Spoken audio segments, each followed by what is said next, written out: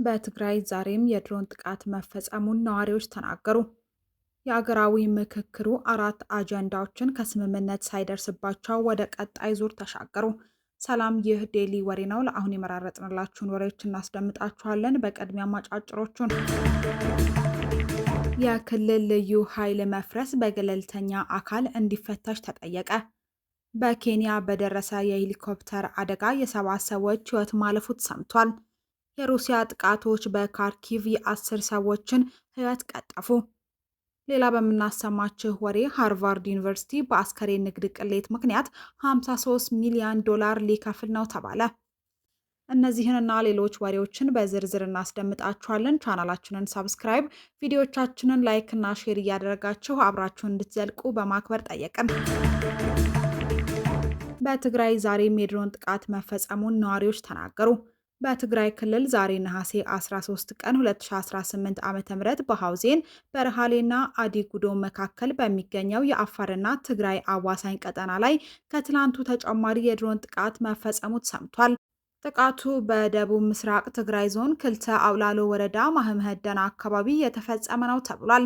ጥቃቱ ኢላማ ያደረገው የህወሓት ጦር መሳሪያ ክምችት የሚገኝበትን ስትራቴጂካዊ ቦታ ነው የተባለው። ህወሓት ታጣቂዎችን የመመልመልና በየአካባቢው መሳሪያ የማከማቸት እንቅስቃሴ እያደረገ ይገኛል።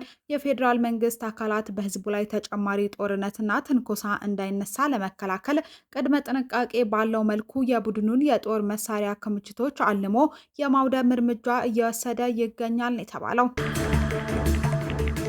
ሀገራዊ ምክክሩ አራት አጀንዳዎችን ከስምምነት ሳይደርስባቸው ወደ ቀጣይ ዙር ተሸጋገሩ። በሀገራዊ ምክክሩ የመንግስት አደረጃጀትን ጨምሮ አራት አከራካሪ ጉዳዮች በ120 አባላት ያለው የሀሳብ አዘጋጅ ቡድን ስምምነት ሳይደርስባቸው ወደ ቀጣዩ የምክክር ሂደት መሸጋገራቸው ተገልጿል። በአጀንዳው 500 ተሳታፊዎች ባሉበት የስራ ቡድን 53 ጉዳዮች ቀርበው 50 ላይ ስምምነት ሲደረስ ሶስቱ ግን ሳይስማሙ እንደቀሩ ቀደም ሲል ተገልጿል። የሀሳብ አዘጋጅ ቡድኑ እነዚህን ጉዳዮች በማጣጣም 62 ምክረ ሀሳቦች አድርጎ ሲያቀርብ አራቱ ላይ የጋራ ስምምነት ሊደረስ እንዳልቻለ ተሳታፊዎቹ ገልጸዋል። ከነዚህ መካከልም ዋነኛው የመንግስት አወቃቀር ጉዳይ ሲሆን አንደኛው አማራጭ ፓርላማዊ ስርዓት እንዲኖርና ፕሬዝደንቱ ከፓርላማ እንዲመረጡ የሚደግፍ ሲሆን ሌላኛው ፕሬዝዳንታዊ ስርዓት እንዲኖርና ፕሬዝደንቱ በህዝብ ቀጥታ እንዲመረጡ የሚል ነው። ሌሎቹ ሁለት ጉዳዮች የፌዴሬሽን ምክር ቤት አባላት አመራረጥና በምክር ቤቱ የብሔረሰቦች ውክልና አሰራርን የሚመለከቱ ናቸው። በአባላቱ አመራረጥ ላይ አንዱ ሀሳብ አባላት በክልሎች ምክር ቤቶች እንዲመረጡ ሲደግፍ፣ ሌላኛው ህዝቡ በቀጥታ እንዲመርጣቸው የሚል ነው። በብሔሮች ውክልና ላይም አንድ ሀሳብ በህዝብ ብዛት መሰረት ተጨማሪ ውክልና እንዲኖረው ሲደግፍ፣ ሌላው ሁለት ብሔረሰቦች በእኩል መልኩ እንዲወከሉ የሚል ሀሳብ ቀርቦበታል። አራተኛው አከራካሪ ጉዳይ ውህድ ማንነት የሚል ሀሳብ ሲሆን የስራ ቡድኑ ቀደም ሲል በስምምነት አልፎ የነበረውን ሀሳብ በ120 አባላት ባለው የሀሳብ አዘጋጅ ቡድን ዳግም አለመስማማት ጉዳይ ሆኗል። በጉዳዩ ላይ ከፍተኛ ተቃውሞ መቅረቡንና ከስምምነት ይልቅ አለመስማማት በሚል ወደ ቀጣዩ ዙር መተላለፉን ተሳታፊዎች ገልጸዋል። በመሆኑም አራቱ ጉዳዮች በቀጣዩ የምክክር ዙር የበለጠ ውይይትና የመግባባት ስራ የሚያስፈልጋቸው ጉዳዮች ሆነው መቀጠላቸው ታውቋል። በተያያዘ ወሬ የክልል ልዩ ኃይል መፍረሳቸው በገለልተኛ አካል እንዲፈተሽ ተጠየቀ። በሀገራዊ ምክክሩ የተቋማት ግንባታ ቡድን ባደረገው ስብሰባ የክልል ልዩ ኃይሎች መፍረሳቸው በገለልተኛ አካል እንዲረጋገጥ ወይም ኦዲት እንዲደረግ ስምምነት ላይ ተደርሷል። ኦዲቱን የሚያደርጉት ደግሞ መከላከያና የሰብአዊ መብት ኮሚሽን ናቸው።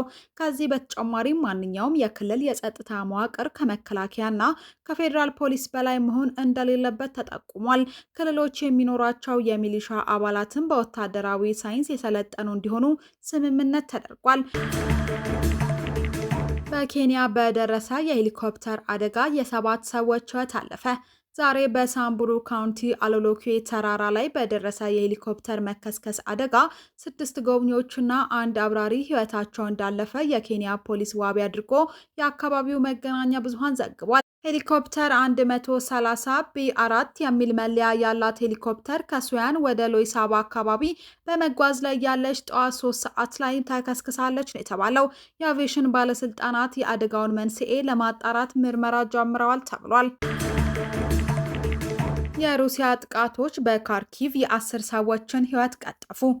ዩክሬን ሌሊቱን ሙሉ ከ620 በላይ ድሮኖችን ወደ ሞስኮ የተኮሰች ሲሆን ይህም በዓመታት ውስጥ ከታየው ትልቁ ጥቃት እንደሆነ ተዘግቧል።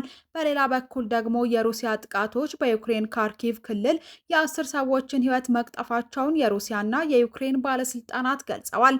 የሞስኮ ከንቲባ ሴርጌይ እንደተናገሩት ከሰኞ ምሽት እስከ ማክሰኞ ሌሊት 11 ሰዓት ባለው ጊዜ ውስጥ ወደ ሞስኮ ያመሩ ከ620 ድሮኖች መካከል 180 የሚሆኑት በሩሲያ መከላከያ ተደምስሰዋል። አክለውም በኋላ ላይ ወደ ዋና ከተማዋ በመጓዝ ላይ የነበሩ ተጨማሪ 17 ድሮኖችን መጣላቸውን ተናግረዋል። የሩሲያ መንግስታዊ የዜና ኤጀንሲ ታስ ይህንን የድሮን ድብደባ ባለፉት 2 ዓመታት ውስጥ በሞስኮ ላይ የተፈጸመ ትልቁ የድሮን ጥቃት ሲል ገልጾታል። በሌላ በኩል የዩክሬን የአየር ኃይል ሌሊቱን ከተተኮሱት 147 የጠላት ድሮኖች መካከል 111ዱን መጣሉን ተናግሯል። የካርኪቭ ክልል ገዢ ኦሌ በፔቼኒሂ ሰፈር 10 ሰዎች ሲገደሉ 8 ሰዎች ደግሞ ቆስለዋል ብለዋል። የኢዚዩም ከተማ ደግሞ የአንድ የ9 ዓመት ልጅን ጨምሮ ሌሎች 5 ሰዎች መቁሰላቸውንም አክለዋል። በተባበሩት መንግስታት ድርጅት ቆጠራ መሰረት በሐምሌ ወር ብቻ በዩክሬን 437 ሰላማዊ ሰዎች የተገደሉ ሲሆን ይህም እንደ አውሮፓውያን አቆጣጠር ከግንቦት 2022 ወዲህ ከፍተኛው ወርሃዊ የሟቾች ቁጥር ነው። የሩሲያ ባለስልጣናትን በሐምሌ ወር በዩክሬን ጥቃቶች 79 ሰላማዊ ሰዎች መሞታቸውን ዘግበዋል። ይህም ከባለፈው ወር አንጻር ሲታይ ጭማሪ ያሳየ መሆኑን የአልጀዚራ መረጃ ያመለክታል። በመጨረሻም ሃርቫርድ ዩኒቨርሲቲ በአስከሬን ንግድ ቅሌት ምክንያት $53 ሚሊዮን ሊከፍል ነው። የሃርቫርድ ዩኒቨርሲቲ የሕክምና ትምህርት ቤት ለምርመራ የተበረከቱ አስከሬኖች በህገወጥ መንገድ መሸጣቸውን ተከትሎ ከሟች ቤተሰቦች የቀረበበትን ክስ ለመፍታት የ$53 ሚሊዮን ክፍያ ስምምነት ላይ ደርሷል። የዝነኛው ትምህርት ቤት የቀድሞ የሬሳ ማቆያ ክፍል ስራ አስኪያጅ ከ2018 እስከ 2021 ባለው ጊዜ ውስጥ የሟቾችን የሰውነት ክፍሎች በመስረቅ በጥቁር ገበያ ሲሸጥ እንደነበር አምነዋል። ግለሰቡ የአካል ክፍሎቹን በፔንሲልቬኒያና ማሳቹሴትስ ስለሚገኙ ገዢዎች በመስመር ላይ ይሸጡ እንደነበር በክሱ ተገልጿል። በዚህ ድርጊት ሳቢያ የ58 ዓመቱ ሎጅ የ8 ዓመት እስር የተፈረደባቸው ሲሆን ባለቤታቸውን በተባባሪነት የ1 ዓመት እስራት ተፈርዶባቸዋል። ዩኒቨርሲቲው በቦትሰን ፍርድ ቤት በደረሰው በዚህ ስምምነት መሰረት ገንዘቡ ፍርድ ቤቱ ካጸደቀው በኋላ ድርጊቱ ለደረሰባቸው ቤተሰቦች እንደ ማካካሻ የሚከፈል ይሆናል። ቤተሰቦቹ ዩኒቨርሲቲው ይህንን ግዙፍ ጥፋት ለዓመታት ችላ ብሎታል በሚል ክስ መስርተው የነበረ ቢሆንም አሁን በተደረገው ስምምነት ክሱ እልባት ያገኛል ተብሎ ይጠበቃል። ከዴሊ ወሬ ለአሁን የመራረጥንላችሁ አሁናዊ ወሬዎች እነዚህ ነበሩ። ስላዳመጣችሁን ከልብ እናመሰግናለን። ቻናላችንን ሰብስክራይብ፣ ቪዲዮቻችንን ላይክ እና ሼር በማድረግ የቤቱ ቤተሰቦች እንድትሆኑ በማክበር ጠየቅን። ሰናይ ጊዜ